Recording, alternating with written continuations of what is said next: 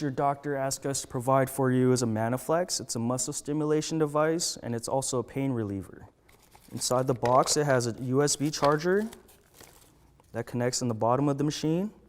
Plug it into the wall. It takes a couple hours for it to charge. On the display screen, there's 4 lines that will blink when it's charging. When it's fully charged, it stops blinking. Electrodes are placed right behind the controller. 3 buttons to push. There's the power. Okay, this also controls the settings. There's 2 settings. Setting 1 is for muscle stimulation. Setting 2 is for pain relief. If you slightly push down on the power button, you go into setting 2, which is the TENS reliever, which is the pain reliever. For your knee, you're going to place this on top of your VMO muscle. So we'll place right above here.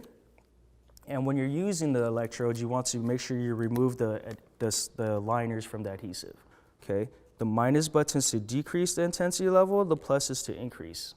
Okay, it goes from 0 up to 19. You want to reach a level where you're comfortable at, able to see your muscles contract and flex. It has a timer on the controller. When you increase the intensity, it's set for 20 minutes. As soon as the 20 minutes are up, the unit shuts off.